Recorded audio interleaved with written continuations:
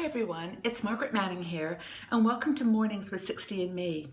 Today is Wednesday, it's August the 3rd, and welcome to the middle of the week. The time is just flying by, isn't it? I hope you've had a great week so far, and that you've got something fun planned for today. How's your week been going? What have you been up to? Where have you been going? Visiting people, spending time with grandkids, working, traveling? Tell us what you're doing. Share in the comments below. I'd love to know what is happening in your life.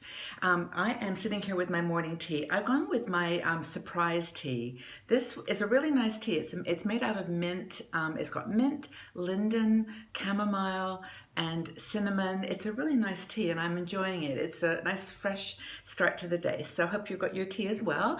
And let's sit back and I'll tell you a little bit about what's going on in the world and share a couple of stories that I think might be of interest to you. But by the way, if you are enjoying these mornings with 60andMe, please tell a friend. You can point them to 60andme.com/mornings and just sign up to get the news first. We'd love to have you here with us. So that's my welcome to you today. So first things in the news. Now, I haven't spoken about this for a while, but I did want to raise it today because it just struck me yesterday. It's such an important global story, and that is the issue of migrants and refugees who are trying desperately to escape situations in their homeland and get to Europe, basically. And in Libya alone, last week, in the last 10 days, there were about 180 bodies that washed up on the shore. People who were trying to escape in boats that were not stable, and they drowned.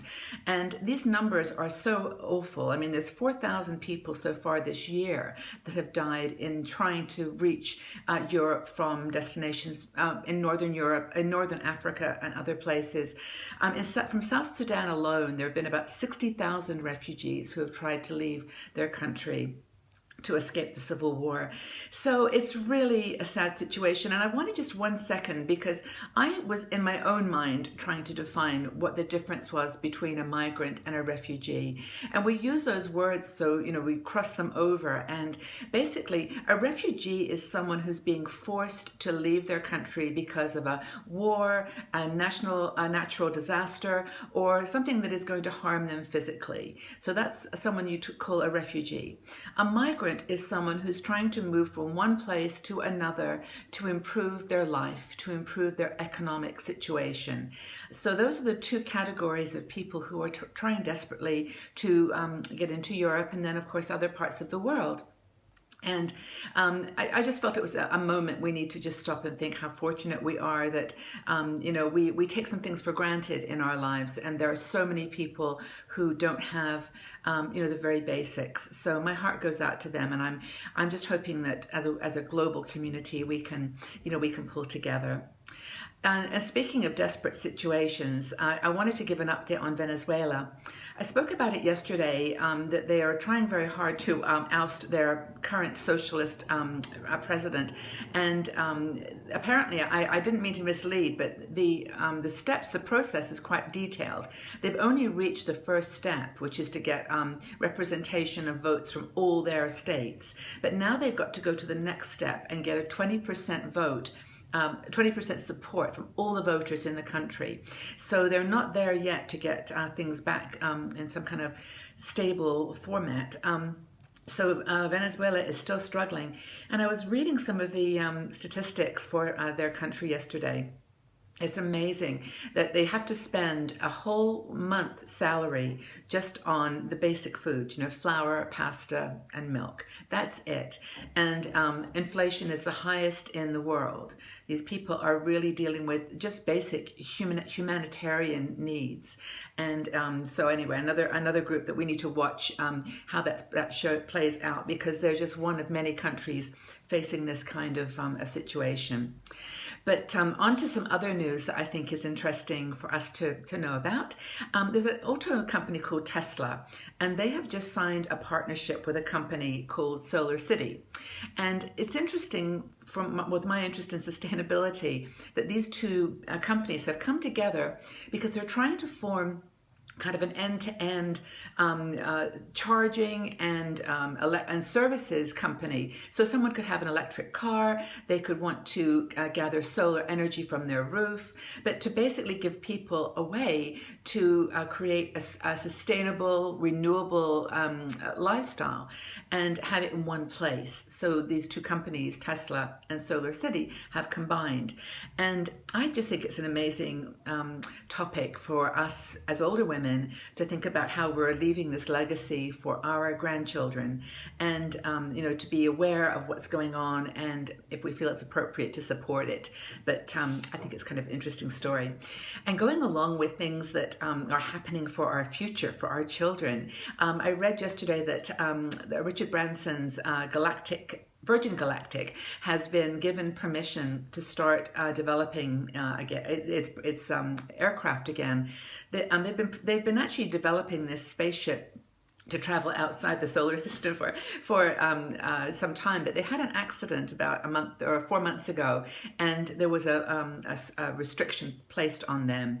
It turned out that it was a human error, it was pilot error, so the FAA, the Federal Aviation Authority, has allowed them to start doing development again. And Richard Branson's idea, like all of his big entrepreneurial ideas, is to have these aircraft leave for a fleet of rocket ships to basically leave the Earth's atmosphere, circle around a little bit outside, not go out to the solar system. It's more a little localized at the moment, but basically have this on a regular schedule, like a plane. And people have signed up. I think it's like $250,000 to get in those first few trips. But it just goes to show, though, that in just a few years, who knows what's going to be there for our grandchildren and their children. The world is evolving and growing, so interesting. But anyway, maybe we'll get a chance to try it ourselves as well. So today, happy birthday to two people. Well, happy birthday to one person, Martha Stewart. She is 75 today. These numbers just seem crazy, but she is 75, and she's one of these people who, I have respect for. She's been through a lot in her life. She's very resilient, very complex, and just gave us a lot of pleasure in the things she did to make household tasks more fun. Anyway, it's happy birthday, Martha Stewart, today, 75.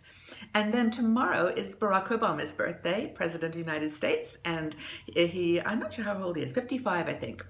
So he is celebrating his birthday tomorrow. So wish him happy birthday in advance. And also, do we have any birthdays in our community? Is there anyone out there watching or listening who is celebrating a birthday this week or this month? Let's say the month of August. Just leave a note in the comment section below and we can all wish you happy birthday. So about birthdays and living long, healthy lives. Here's one story for you from the University of Washington. I used to live in Seattle, so I have a special interest in this one. The folks at the University of Washington, the scientists there, have been working on what they're calling a living hip. And this is a sort of a synthetic, an engineered hip that could replace knees and hips that have been affected by arthritis and other joint disorders.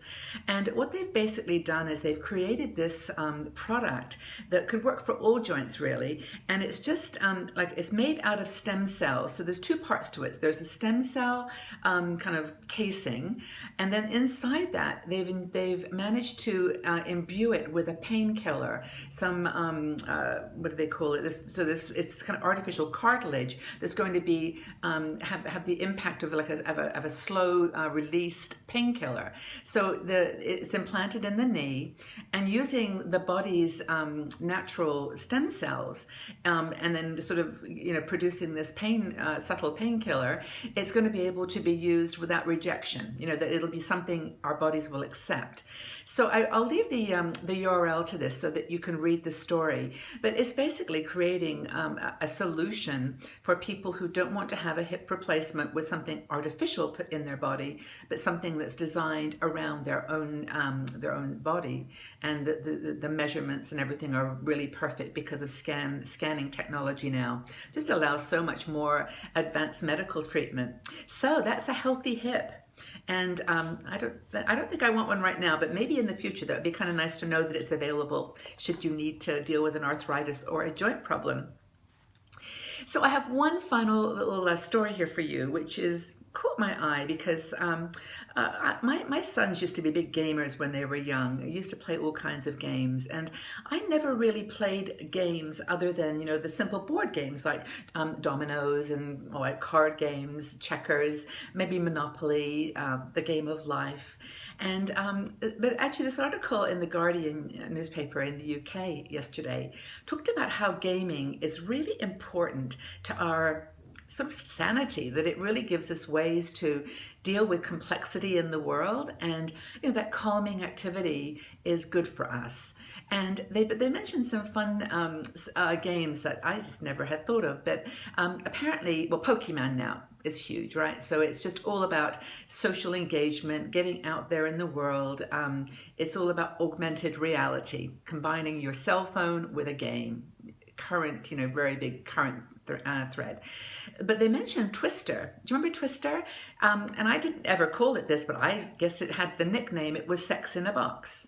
And it was because, you had to sort of put your feet and legs and arms down in odd positions on a board and shake a dice. And, it was just, I guess, a way to, get kind of in weird positions. But anyway, that was a time in the 60s, apparently, when we were all about self-expression and free love and sexuality being experimented with. So Twister was right for that time. And then Tetris, they mentioned, was actually invented in the 80s when people were really into, well, there was the Cold War and there was all kinds of things going on. I'm just trying to remember my notes here because Tetris was in the 80s. And it was all about, according to this article, about, the Russians invented it. And the idea is that they were secretly trying to get everybody addicted to this game so that it could reduce worker productivity. I love these fun, explanations for how we behave. But the other one they talk about is Monopoly. And apparently Monopoly was originally called the landlord's game. And it was really a game in many ways that taught us all to be very good capitalists and to, want to purchase homes and be homeowners and really to set a culture of materialism. But whether you agree with this or not, it's kind of fun to think about games as ways to give our lives structure. So I have a question for you actually on that, and I just think about it. What kind of games did you play when you were younger, and what games do you play now? I mean, do you enjoy board games like I said, Monopoly or the Game of Life or Risk, or do you play bridge? Do you play card games, poker? What games are in your life? It'd be really fascinating. Anyway, that's enough news and fun stories for today. I hope you enjoyed this session. If you do, please share with your friends and sign up yourself to be first to hear the news at 60andme.com/mornings. And my question for the day is a very simple one. I would like to know what your favorite game is. I gave you some options a little bit earlier, but what games do you like to play? And let's have a conversation. Leave your comments in the section below and we can have a chat and share notes. So question is, what is your favorite game that you like to play? Look forward to hearing from you all. Hope you have a great Wednesday, and I'll speak with you all again tomorrow morning on Mornings with 60 and Me. Take care, everyone.